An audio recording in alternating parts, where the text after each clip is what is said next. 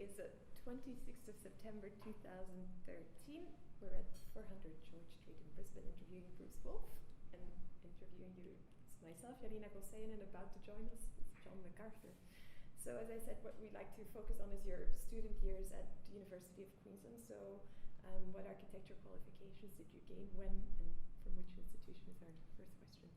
Okay, so that was University of Queensland, and Bachelor of Architecture in about 1976, but it was also around the time of a new degree being introduced for the first 3 years, Bachelor of Design Studies. Mm-hmm. And on that traditional year out that we always used to do, we just had to do some supplementary coursework or study during that year to upgrade our first 3 years of the Bachelor of Architecture to be awarded a Bachelor of Design Studies.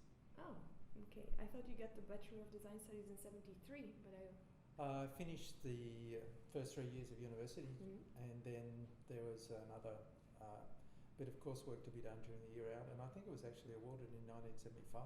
1975. So which year did you start at UQ? 1971. 71.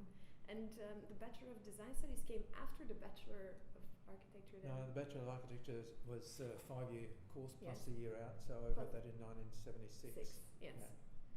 Okay, and what was the Bachelor of Design Studies? What did that entail, and how did that come about? Well, I guess it was just that it was being introduced at that time as the short undergraduate course of architecture, and later to become the base course, and then the last 2 years being the Master of Architecture.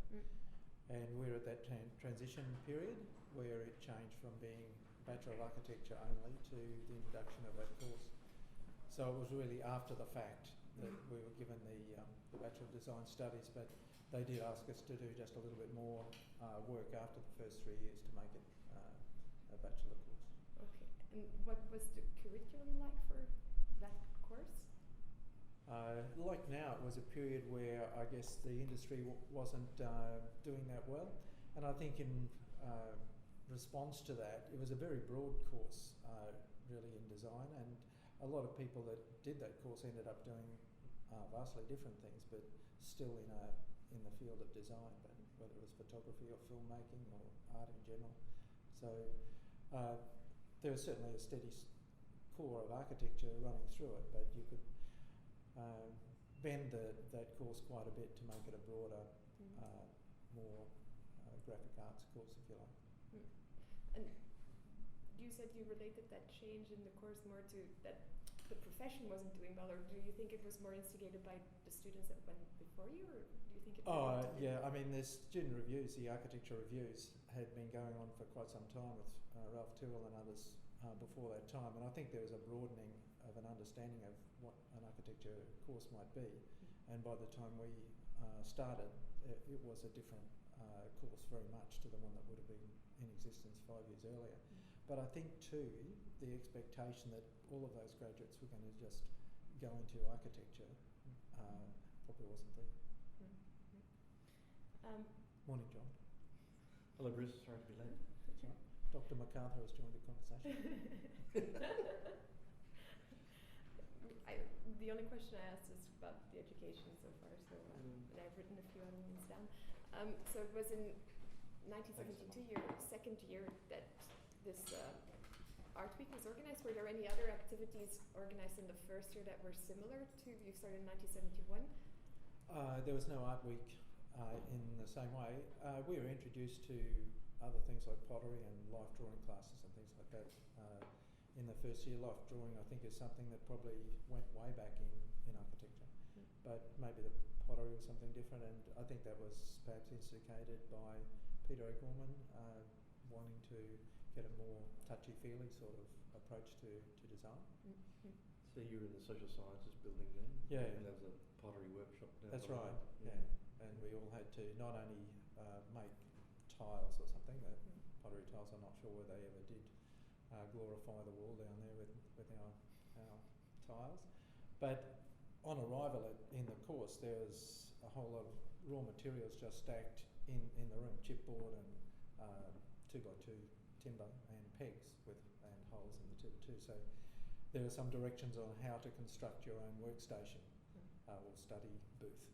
And so in the first couple of weeks, that was one of the projects. So it was a different kind of course. I actually started at QUT 6 weeks earlier because I got a cadetship to go to QUT, which was worth a lot more money than the scholarship to go to UQ.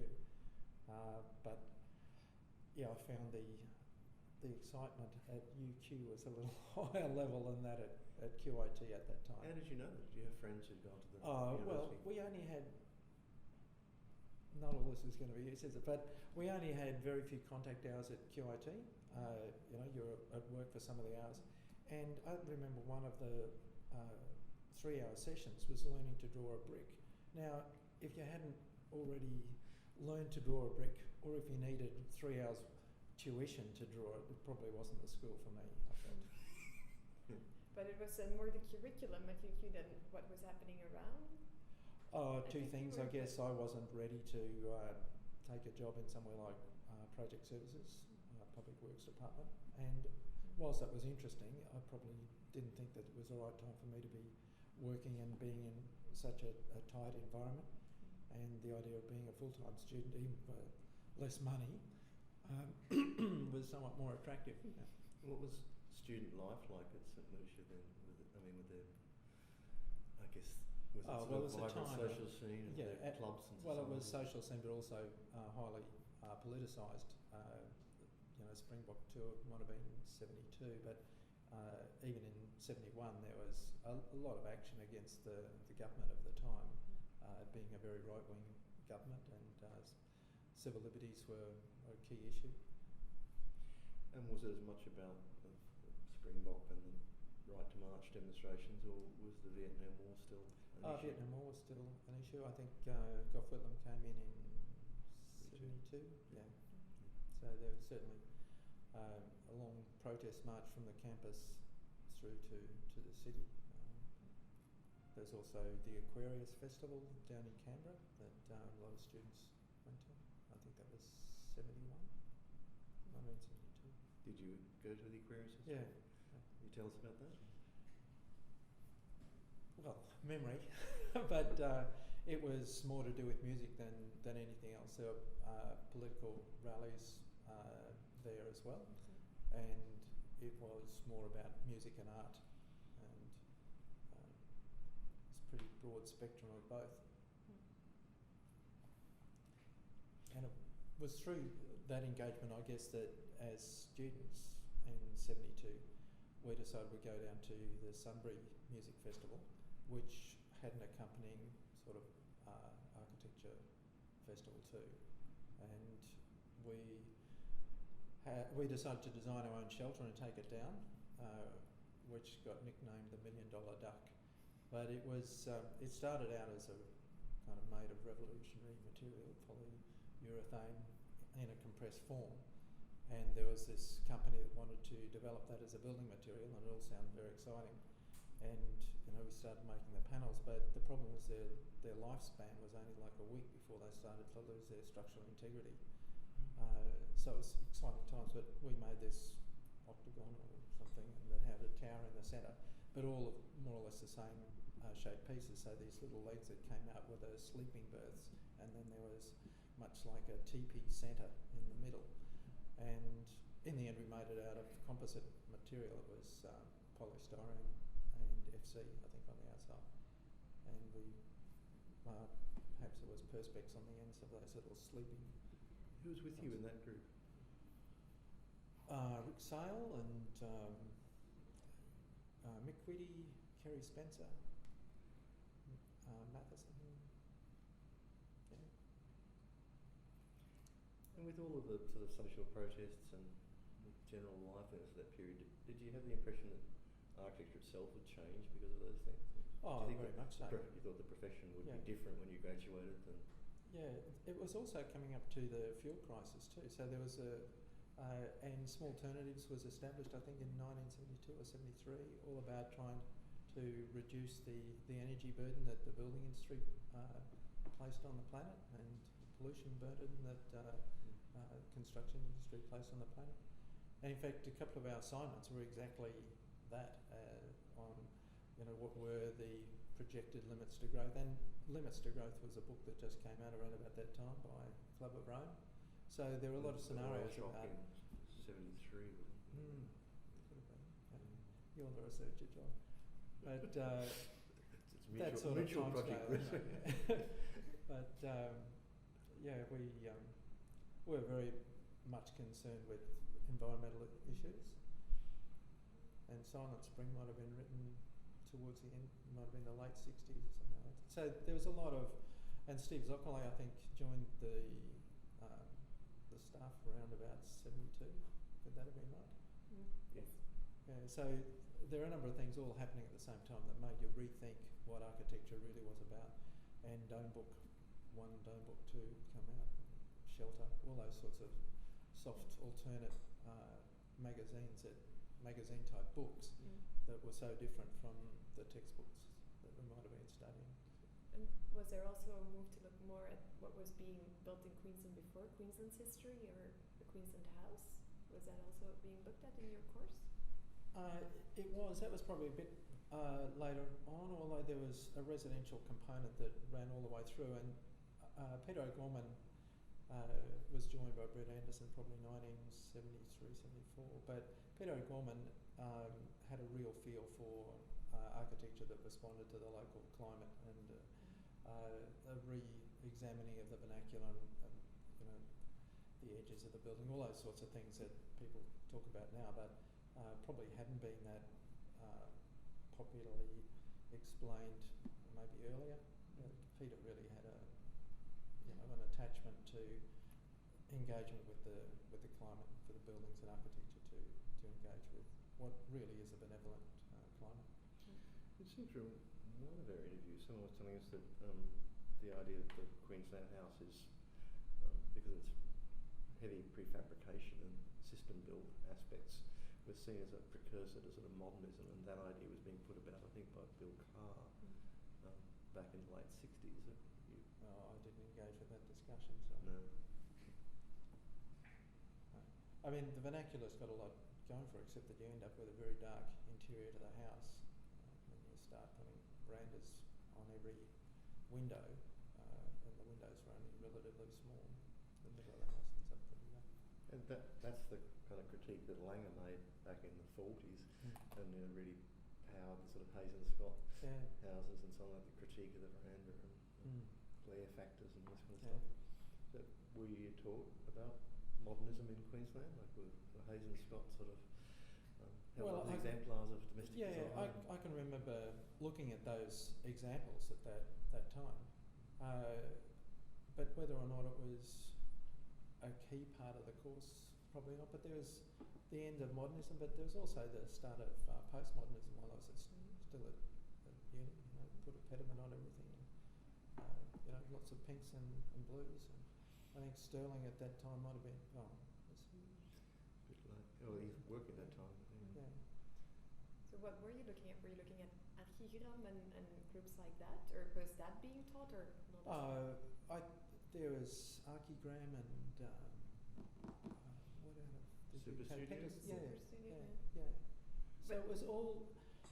I mean, second year for Expo, we built enormous dome, geodesic dome. It was really quite big, and also an enormous inflatable that we in the middle of the Great Court, in fact, and much to the entertainment of the engineering students who thought that if anyone was going to be doing big things, it should have been them.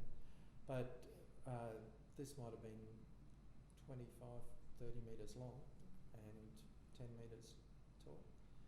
And we knew that pumping it up was going to be an issue, because if a little bit of breeze got onto it, then it'd form big waves. And so we started very early in the morning, but we undersized the pumps, I guess, and we had to abort because we couldn't hold it down into shape while the breeze came and made these huge waves, and people being thrown in the air by the wave action of this inflatable. So we did, the next morning started even early, and it was all up by the time the engineering students came to criticise. So it was pretty nice time. But so the reason I brought that up was it was about investigating different building methods, and it was about recycling too, like the airlocks for those things came from recycled materials. And the geodesic dome, we made a few cardboard ones just to get all the geometry right because it was all longhand maths, if you like, no computers.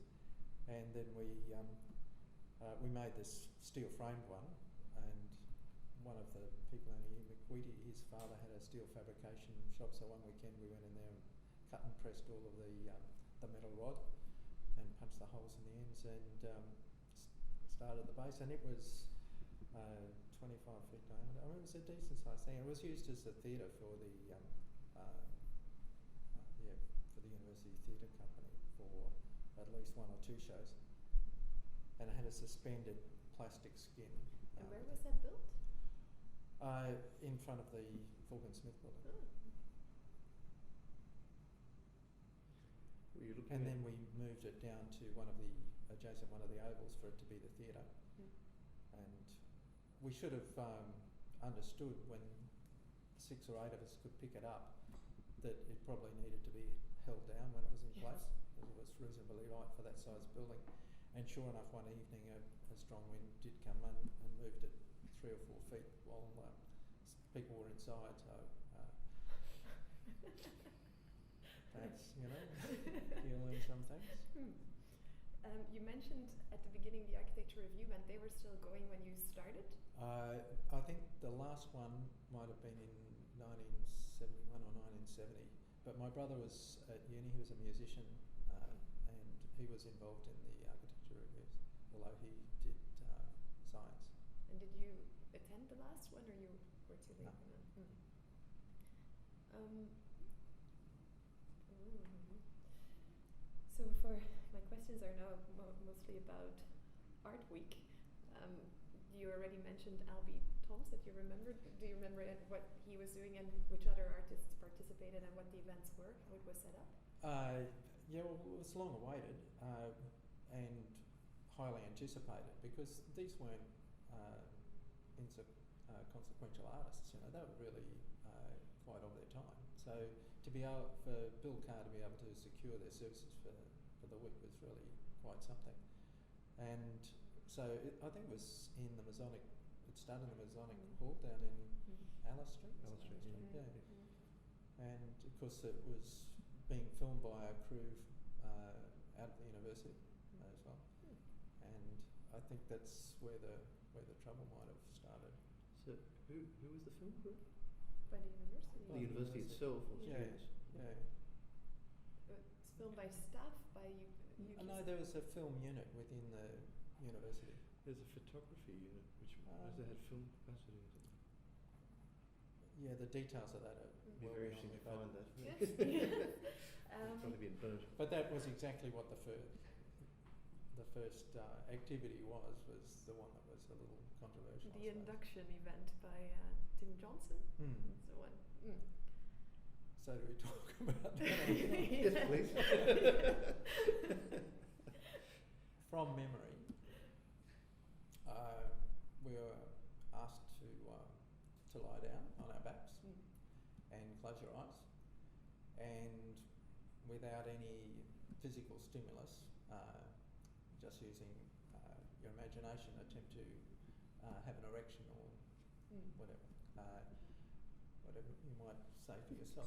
But the film crew would, maybe it was being filmed and it was also being on monitor down in their film van or something or other. And a little way into that, someone decided that this wasn't really what uni students should be doing, and it was way out of line with what the curricula might have to be. So the actual shutting of it probably happened at the end of the day, but it was during that day that some people were particularly of a religious bent maybe, and they found it offended their delicate sensibilities, and then the university may have thought that they may run into other problems if it continued along this way for a week. So I think the school was closed down the next day, and like the architecture school was closed down. Architecture week was cancelled, but even without social media, enough message got out that it was being transferred up to a house in Tamborine, and there were other activities that were filmed there as well. Unusual wearing or new and unusual ways to wear your underwear. There are probably photographs of that somewhere, but I don't have them.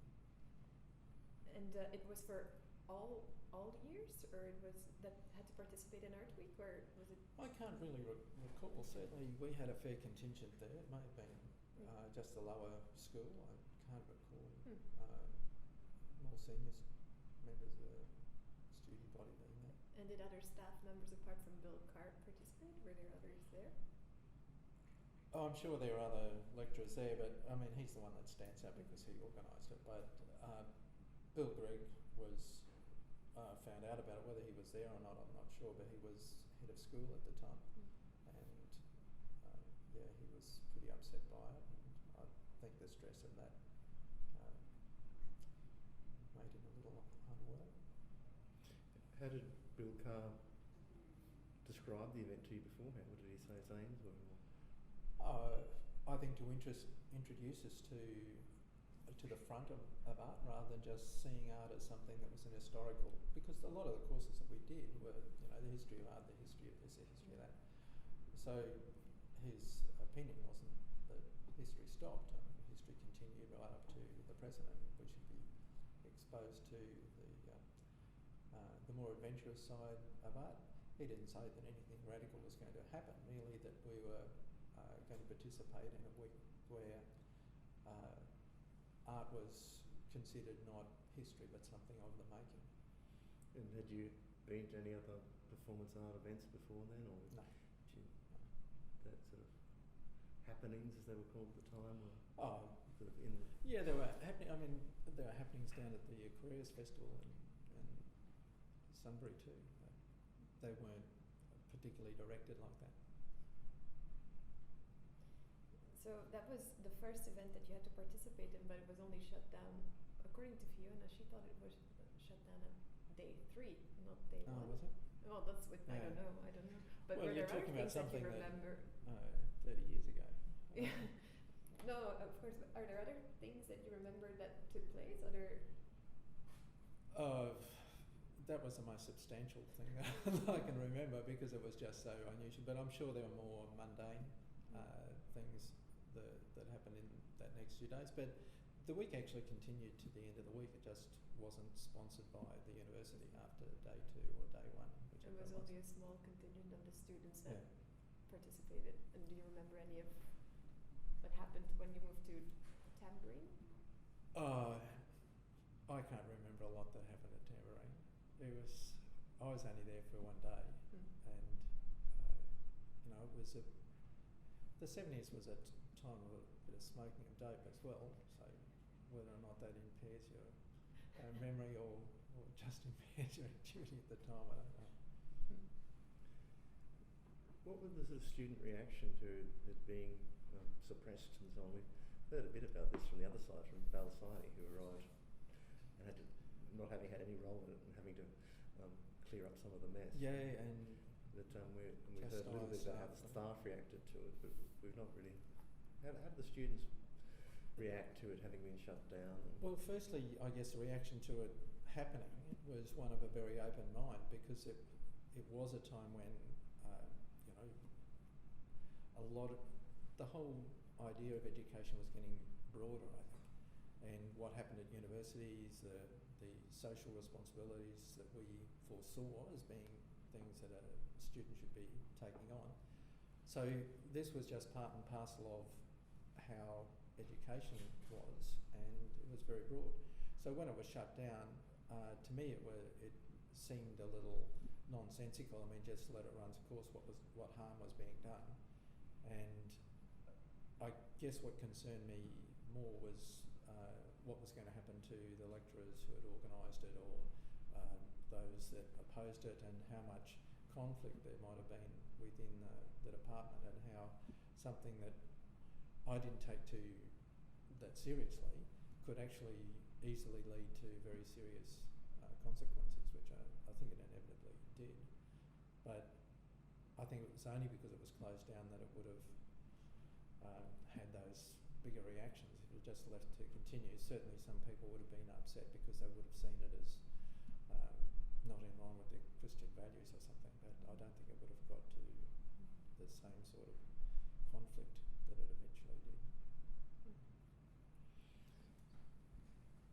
So you didn't see it as part of a sort of a symptom of a wider reaction against the 60s and against experimentation and sort of return to order kind of moment? Oh no, I didn't, John. Actually, it may have been seen by that from the other side, but there was.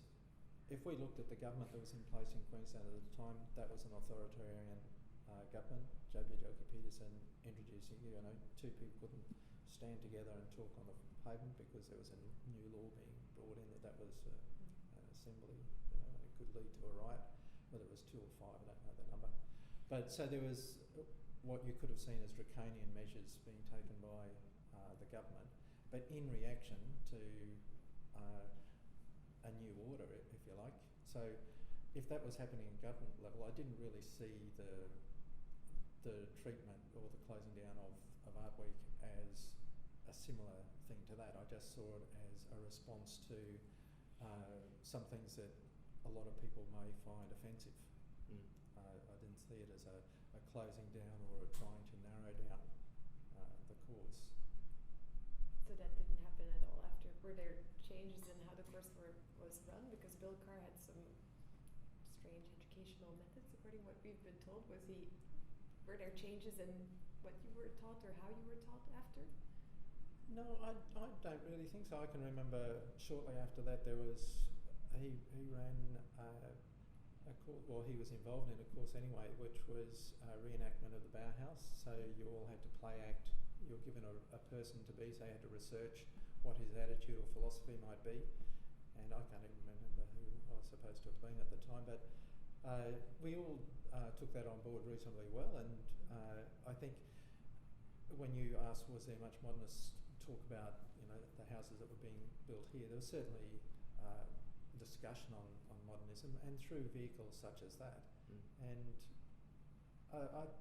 it didn't ever seem to me that there was a moving back towards trying to put people in a lecture theatre and having someone up the front talk at them. I think it was still, fairly broad. So you really felt that the Art Week controversy is more like a hiccup in a process of liberalisation rather than like the end of that process? Yeah, I think so. And I don't know what's happened after I left, but in '75. But I didn't find any of the further things that happened were designed to rein in the course. When you get back from a year away, as we all did after third year, I think you felt a bit reined in then, but it was like you had a year of total freedom and then suddenly you're having to study again. And maybe there was a change of atmosphere there from 1974 to 75, but I put it down to just having to sidle up and having the last 2 years were always considered the more, this is preparing you for going out and being an architect. In my case, it prepared me to be a jackaroo, but it was fine. And what do you remember of the other courses? Because you said that the education you got was quite broad and it invited people to go into filmmaking, photography. How was the course suited for that? Well, the last 2 years probably weren't. That was in the first 3 years. I think it was, we had animal behaviour as a lecture course. We had psychologists there. So there were just a variety of things that weren't as mainline architecture as one would expect, and there were photography courses and film courses too.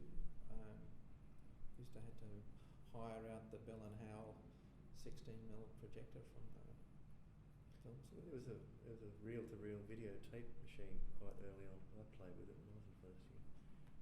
Yeah, I'm not sure whether videotape was there in 71, 72, maybe it was at that time. I was just thinking of another question.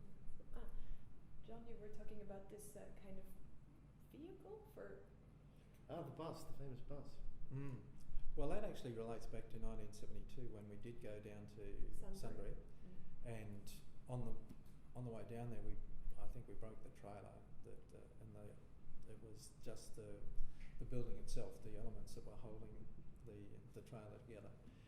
And so when we came back, we had to ship that back on a train, and it just made us think that we did all go out to these places as a group, and we thought of buying a bus, and we looked around Brisbane. We just thought of it as something to get around in, as a group, and I think about that time there was somewhere in the States there was a bus too with a microphone on a boom, and they could listen into people's conversations on the sidewalk and then transmit it to everyone in the street. I mean, there were just lots of experimental things happening.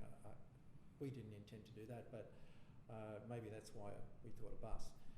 And a couple of us went down to Sydney to look at the graveyard of the Sydney double-deckers, and we found one that was in pretty good condition. And then a number of us went down and brought it back.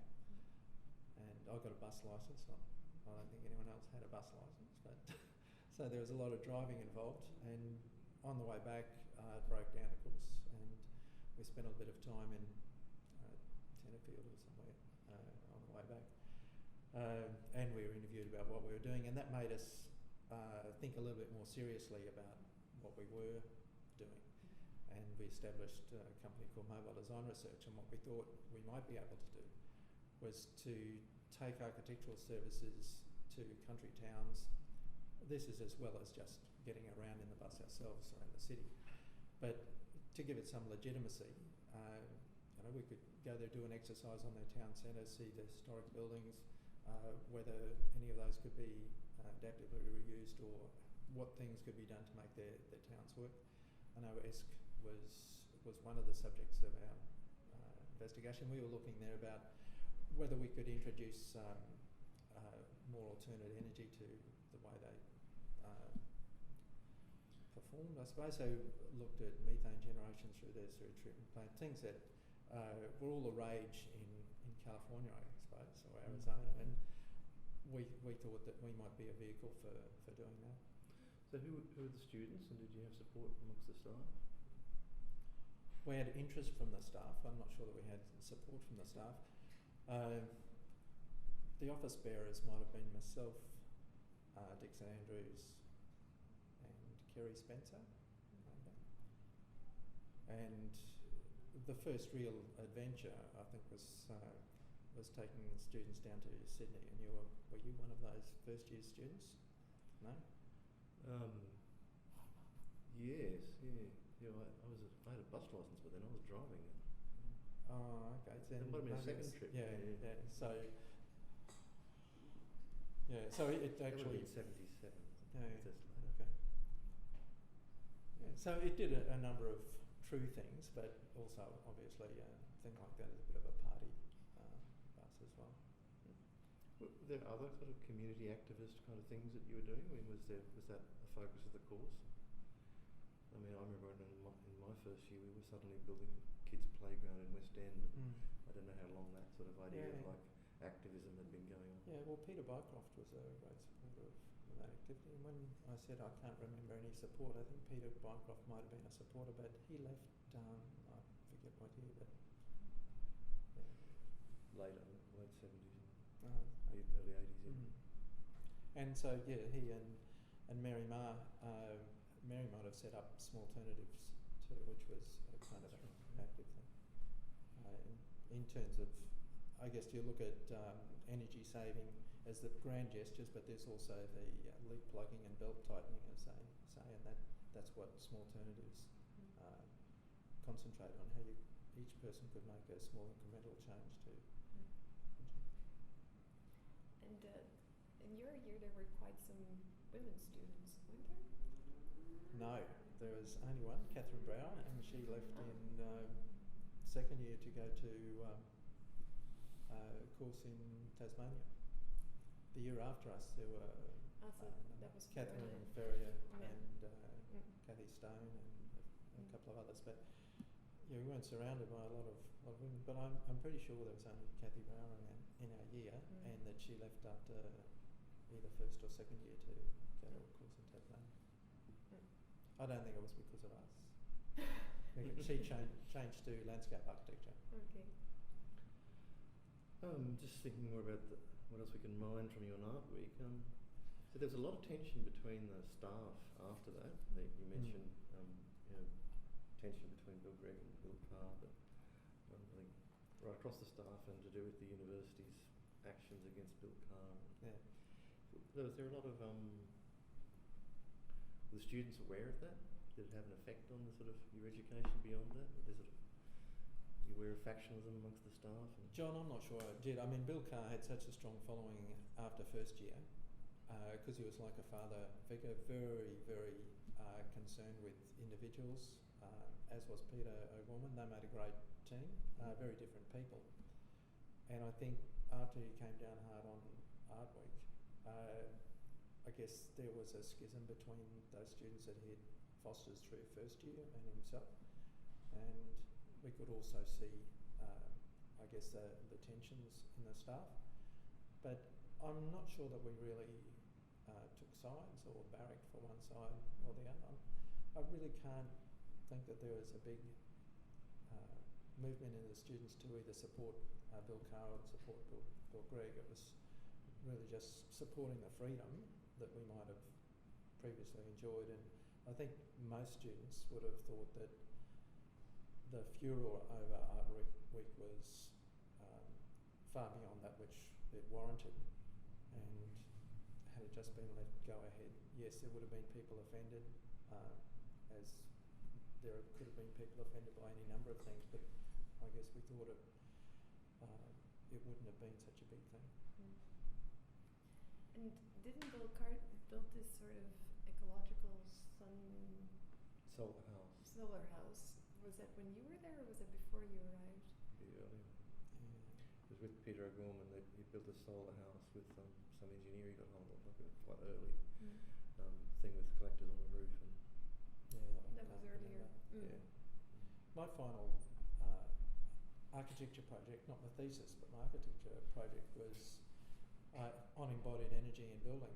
And so it's really interesting to see now we're just trying to do that again, working out where the energy levels are in building. Like, can you use aluminium?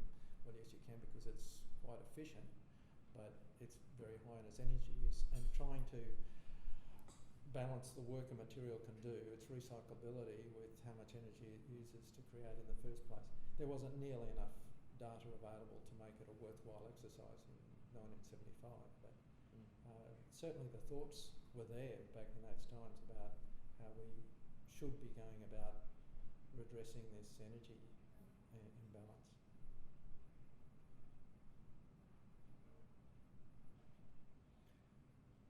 I think we're questions? Coming toward the end. We're hoping this process is going to continue because we've set up the database and the analytic tools to go beyond 1975. But I don't know when that will happen or who will be doing it. But seeing we've got the mic on, do you want to say what happened next?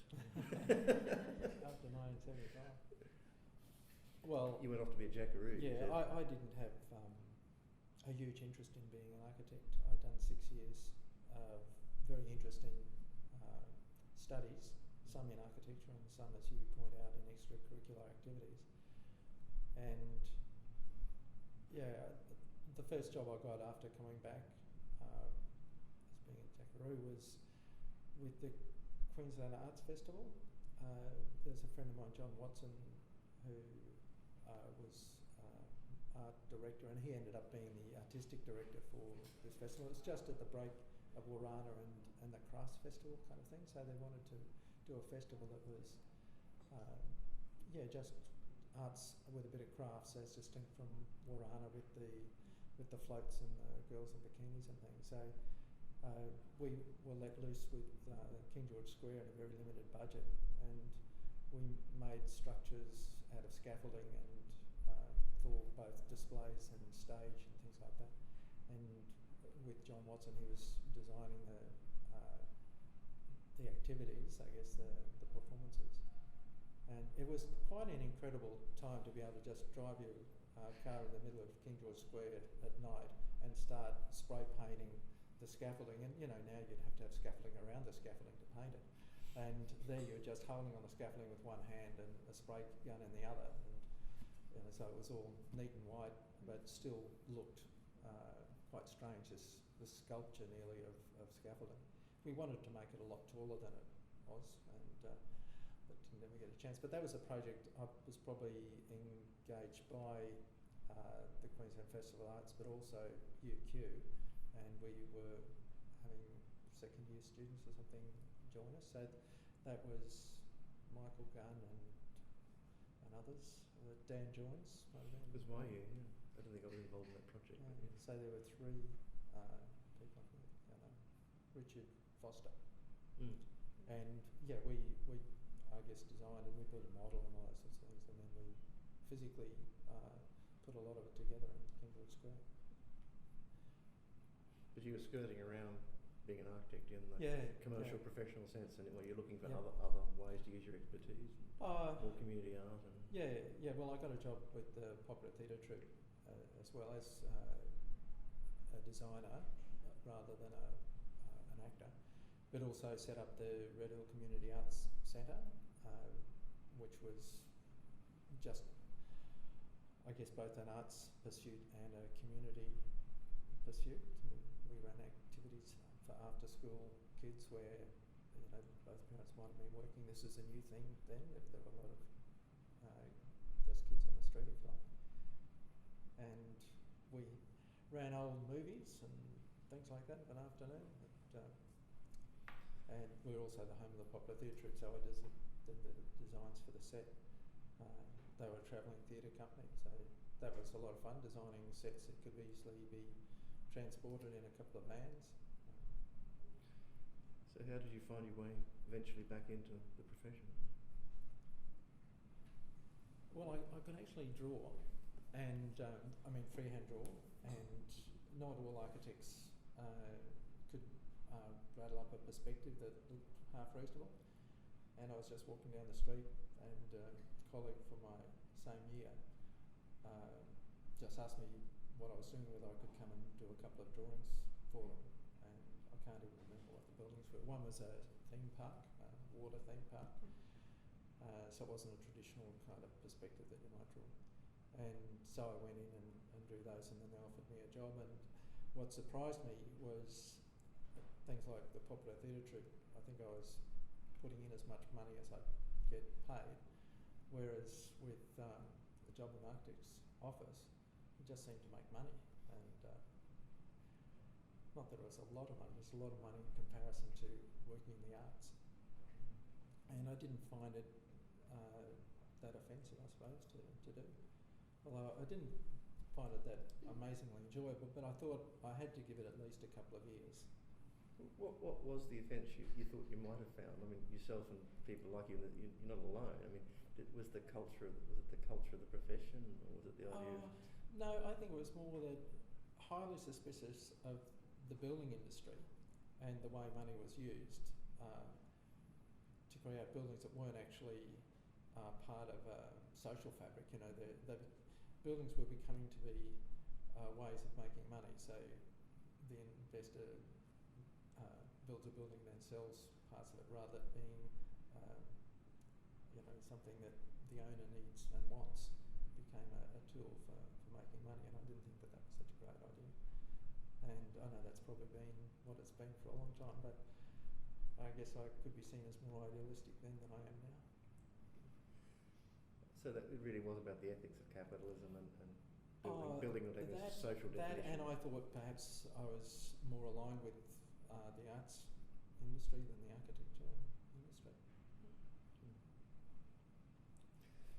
Great. Yep. And then I joined the most conservative practice in the town. Bruce, thanks very much. Thank you.